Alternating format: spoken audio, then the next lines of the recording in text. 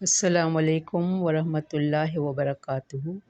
رب اشرح لی صدری ویسر لی امری واحلل عقدۃ من لسانی یفقہوا قولی۔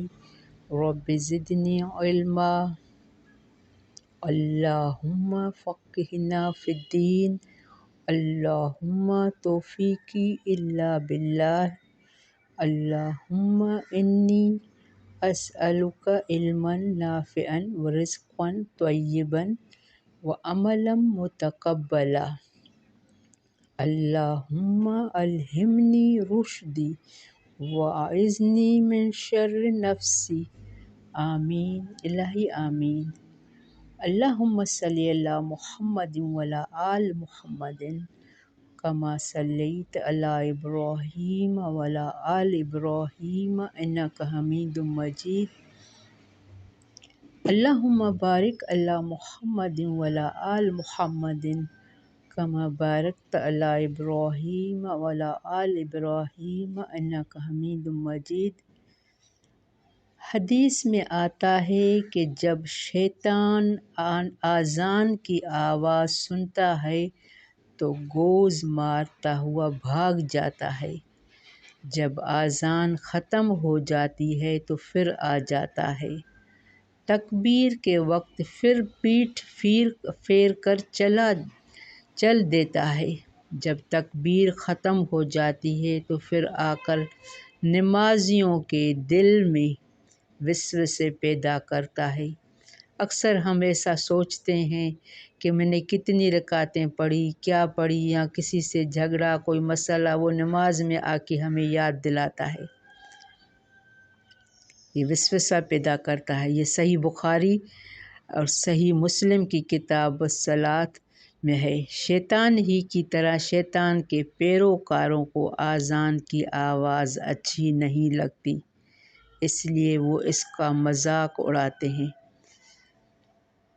اور میں نے یہ آپ سب نے بھی دیکھا، بہت سے لوگ مسجد کے برابر میں گھر نہیں لیتے کیونکہ وہاں اذان، ذکر، اذکار کا شور پیدا ہوتا ہے۔ وہ اذان کی آواز سے چڑھتے ہیں کیونکہ نیند خراب ہوتی ہے۔ اذان کی آواز سے شیطان کو چڑھ ہے، یہاں حدیث بتا رہی ہے۔ تو جو لوگ، اللہ نے کیا کہا حدیث میں کیا ہے کہ جو شیطان کے پیروکار ہیں ان کو بھی شیطان کی طرح اذان اور ویسے بھی یہ آپ سب لوگ یاد رکھیں کہ جب بھی اذان آئے سارے کام چھوڑ دیں، اگر کوئی آپ قرآن بھی پڑھ رہے ہیں، کیونکہ اذان کا جواب دینا یہ خوشخبری ہے۔ جب حی علی الصلاۃ یا علی الفلاح آئے، یعنی کامیابی کی طرف آؤ، تو آپ اس کا جواب دو، لبیک کہو، لا حول ولا قوت پڑھو، کوئی دعا مانگو۔ اذان کا جواب دینا جنت کی خوشخبری ہے۔ یہ اسلام میں آداب میں شامل ہے کہ اذان کی آواز سن کر خاموش ہو جائیں اور آخر میں پورا کلمہ اور یہ جو اذان کی دعا ہے وہ بھی پڑھنی چاہیے۔ تو آج اس کی آیت آئے گی، اس کو اچھی طرح ایکسپلین کریں گے۔ پہلے تجوید اسٹارٹ کر رہے ہیں۔ آیت ہماری 58، سورت ہماری المائدہ۔ اعوذ باللہ من الشیطان الرجیم، بسم اللہ الرحمن الرحیم۔ وَإِذَا نَادَيْتُمْ إِلَى الصَّلَاةِ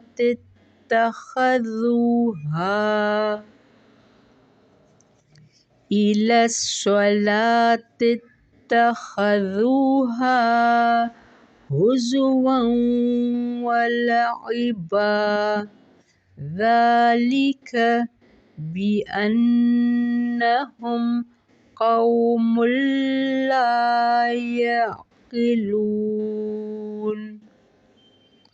قُلْ يَا أَهْلَ الْكِتَابِ هَلْ تَنقِمُونَ مِنَّا إِلَّا أَنْ آمَنَّا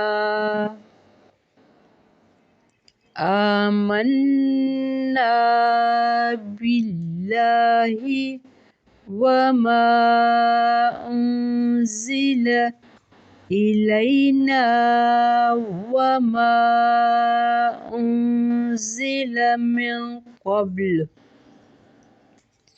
وأن أكثركم فاسقون قل هل أنبئكم بشر من ذلك مثوبة عند الله من لعنه الله وغضب عليه وجعل منهم القردة والخنازير وعبد الطاغوت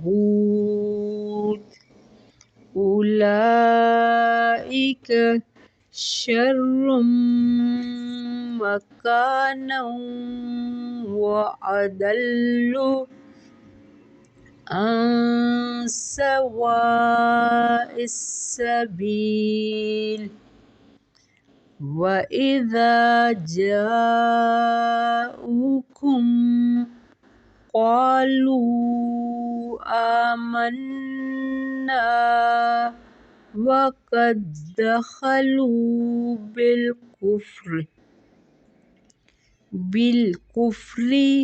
وهم قد خرجوا به والله أعلم بما كانوا يكتمون۔ بارک اللہ فی۔ ہم یہاں 61 پہ اسٹاپ کر رہے ہیں۔ ہم نے اسٹارٹ کیا تھا آیت نمبر 58 سے وَإِذَا نَادَيْتُمُ الصَّلَاةَ، جب پکارتے ہو تم طرف نماز کے، صلاۃ اتخذوها ہزوا ولعبا، وہ بنا لیتے ہیں اس سے مذاق اور کھیل۔ یہ کون لوگ ہیں؟ یہ یہودی اس وقت کے، اور ویسے بھی جو اللہ رسول اور قرآن کی باتوں کا مذاق اڑائے تو وہ اللہ کو ناپسندیدہ ہے۔ بہت سے لوگ ہوتے ہیں نمازوں والوں کا یا نماز کا ایسے رویے کا، ایسے طور طریقہ کا مذاق اڑاتے ہیں، تو اللہ نے کیا کہا یہاں؟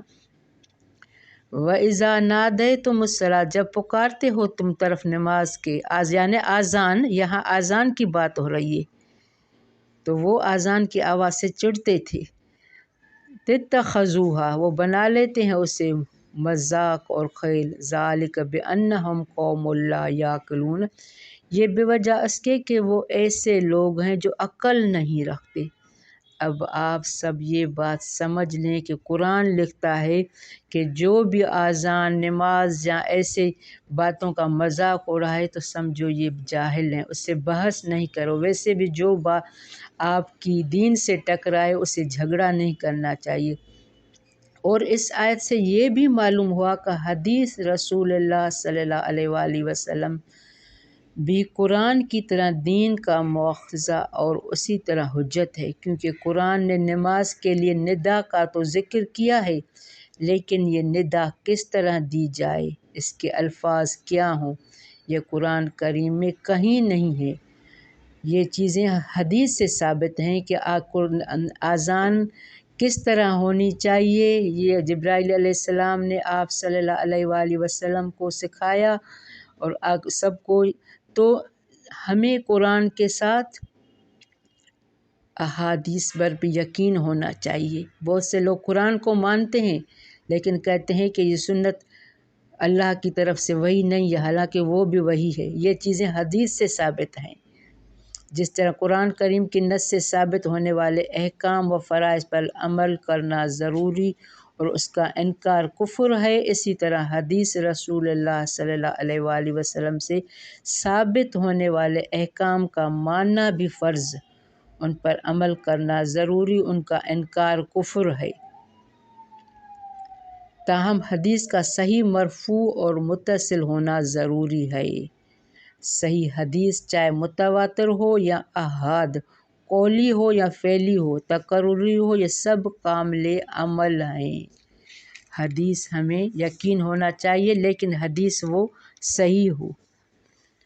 قل یا اہل الکتاب، کہہ دیجئے اے اہل کتاب، حل تنقمون منا، نہیں تم بیر رکھتے ہم سے، الا ان آمنا باللہ، مگر یہ کہ ہم ایمان لائے اللہ پر، وما انزل الینا، اور جو کچھ نازل کیا گیا طرف ہمارے، وما انزل من قبل، اور جو کچھ نازل کیا گیا اس سے پہلے، وَأَنَّ أَكْثَرَكُمْ فَاسِقُونَ، اور بے شک اکثر تمہارے فاسق ہیں۔ اہل کتاب یہود و نصارہ کی مسلمانوں سے ضدی۔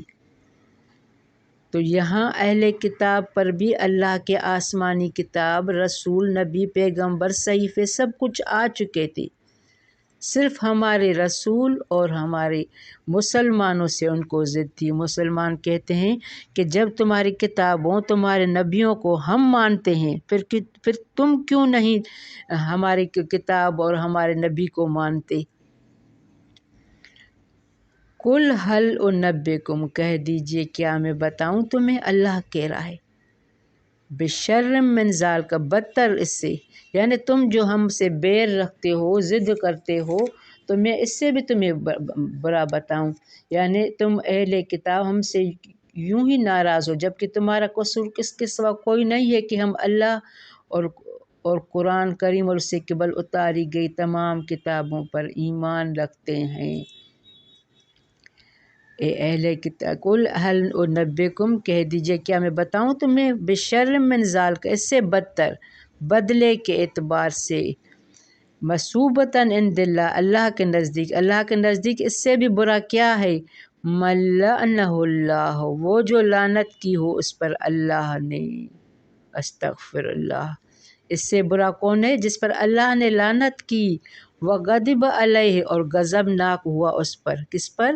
یہودیوں پر، یہودیوں کی بات ہو رہی ہے، وجعل منہم القردۃ والخنازیر، اس نے بنا دیے ان میں سے بندر، والخنازیر، اور خنزیر، میں نے آپ کو بتایا تھا کہ عیسیٰ علیہ السلام آئیں گے اور خنزیر کو قتل کریں گے، تو یہ وہی خنزیر ہے۔ اور یہ جو بندر اللہ نے بنائے تھے، یہ جو آج کل بندر ہیں، یہ وہ بندر نہیں ہیں، ان پر عذاب آیا تھا اس وقت کی، وہ جو نسل بندروں کی تھی وہ ساری ختم ہو گئی تھی۔ آج کل جو یہ بندر ہے، یہ جانور ہے، جانوروں کی قسم ہے، جس طرح دوسرے جانور ہیں، یہ وہ عذاب والے بندر نہیں ہیں۔ تو وجعل منہم القردۃ، تو بنائے اس میں سے بندر اور خنزیر، وعبد الطاغوت، اور جس نے بندگی کی طاغوت کی، شیطان کی پوجا۔ اب یہ بات بھی آپ ذہن میں رکھیں، اللہ، رسول، قرآن کے احکام کے علاوہ جو بھی ثواب کی نیت سے ہوگا وہ سب شرک ہے، اور شرک کیا ہے؟ عبد الطاغوت، مانا شیطان کی بندگی، وہ شرک ہمیں یہ شیطان سکھاتا ہے کہ اس میں بہت ثواب ہے۔ اب اگر اللہ نے ہمیں نماز میں 2 رکعت نفل بنا کے دیے ہیں، 4 فرض بنا کے دیے، اگر ہم زیادہ ثواب کی نیت سے 4 کی بجائے 6 فرض پڑھیں گے، 2 کی بجائے 4 نفل پڑھیں گے، تو یہ غلو ہے۔ اللہ نے جو ہمیں قانون عبادت کا طریقہ اس طرح کرنا ہے، یہ کرنا ہے، تو ہمیں اس کو فالو کرنا ہے، عبد الطاغوت میں ورنہ آ جائے گا۔ اولئک شر مقام، یہی لوگ ہیں بدترین ہیں درجے میں۔ اللہ نے ایسے لوگوں کو جو شیطان کی پوجا کرتے ہیں، آپ اٹینشن میں ہو جائے، دھیان سے سنیں، عبد الطاغوت جو کوئی کرے گا، اللہ، رسول، قرآن کے علاوہ جو بھی احکام کی پیروی کرے گا، اپنی منمانی کرے گا، عبادت ہو یا کوئی رسومات ہو، تو وہ سارے عبد الطاغوت میں آ جائیں گے۔ اولئک شر مکان، یہی لوگ ہیں بدترین ہیں، یعنی رستے کے لحاظ سے برے ہیں، مکان وَأَضَلُّ عَنْ سَوَاءِ السَّبِيلِ، اور زیادہ بھٹکے ہوئے سیدھے راستے سے، استغفر اللہ، یہ بہت خطرناک آیت ہے، سب دھیان سے سمجھیں کہ ہم زیادہ ثواب کی نیت سے اگر کوئی بھی رسومات یا کوئی بھی کچھ کریں گے تو اللہ نے کیا کہا ہے، وہ زیادہ بدترین ہے، وَأَضَلُّ عَنْ سَوَاءِ السَّبِيلِ، زیادہ بھٹکے ہوئے سیدھے راستے سے۔ وَإِذَا جَاءُوكُمْ، اور جب وہ آتے ہیں تمہارے پاس، قالوا کہتے ہیں، آمنا ایمان لائے ہم، وقد دخلوا حالانکہ تحقیق وہ داخل ہوئے، بالکفر ساتھ کفر کے، وہم قد خرجوا بہ اور وہ یقیناً نکل گئے ساتھ اسی کے، واللہ عالم بما کانوا یکتمون، اور اللہ زیادہ جانتا ہے اس کو جو تھے وہ چھپاتے۔ علم حاصل کرنے کے لیے اگر نیت اچھی نہ ہو تو کچھ حاصل نہیں ہوگا۔ سب سے پہلے نیت ہونی چاہیے، اس کے بعد کوشش، عمل۔ اگر آپ کسی مجلس میں درس تدریس میں جا رہے ہیں تو آپ کا سب سے پہلا کوشش یہ ہو کہ میں سیکھنے کی نیت سے جا رہی ہوں، اللہ دعائیں مانگ کے جائیں، اللہ میں جہاں وہاں جا کے بیٹھوں تو جو جو سنوں میں اس پر عمل کروں، سنوں، سیکھوں۔ اگر آپ کی نیت سچی ہوگی تو آپ ضرور کچھ نہ کچھ سیکھ کے آئیں گے۔ وہاں عمل کی بھی دعا کریں تو یہاں اللہ ایسے لوگوں کے لیے کیا کہہ رہا ہے، جب وہ آتے ہیں تمہاری مجلس میں، ان کی نیت خراب ہوتی ہے، وہ کفر کے ساتھ آتے ہیں، کفر کے ساتھ ہی چلے جاتے ہیں، اور اگر آپ ان کے ساتھ بیٹھیں گے تو ان کے ساتھ، کیونکہ وہ دل میں چھپا کے آتے ہیں، واللہ عالم، اللہ زیادہ جانتے اس کے جو تھے وہ چھپاتے۔ یہ منافقین کا ذکر ہے جو نبی کریم صلی اللہ علیہ وسلم کی خدمت میں کفر کے ساتھ ہی آتے اور اسی کفر کے ساتھ واپس چلے جاتے۔ آپ صلی اللہ علیہ وآلہ وسلم کی صحبت اور آپ کی واعظ و نصیحت کا کوئی اثر ان پر نہیں ہوتا، کیونکہ دل میں تو کفر چھپا ہوا ہوتا تھا، اور رسول اللہ صلی اللہ علیہ وآلہ وسلم کی خدمت میں حاضری سے مقصد ہدایت کا حصول نہیں بلکہ دھوکہ اور فریب دینا ہوتا ہے، تو پھر ایسی حاضری سے فائدہ بھی کیا ہو سکتا ہے؟ تو ہمیں اپنے عمل کا جائزہ لینا ہے، ہم جہاں کہیں جا رہے ہیں تو کس نیت سے جا رہے ہیں؟ کوئی اپنی ریاکاری، زیادہ اچھے کپڑے تاکہ میں کسی پر تکبر کروں، دھونس جماؤں؟ ہمارا مقصد نیت اللہ کی رضا ہو، اللہ سے معافی دعائیں مانگ کے جائیں، اللہ میں سیکھنے کی لے جا رہی ہوں۔ بارک اللہ فی ربنا تقبل منا انک انت السمیع العلیم وتب علینا انک انت التواب الرحیم۔ السلام علیکم ورحمۃ اللہ وبرکاتہ۔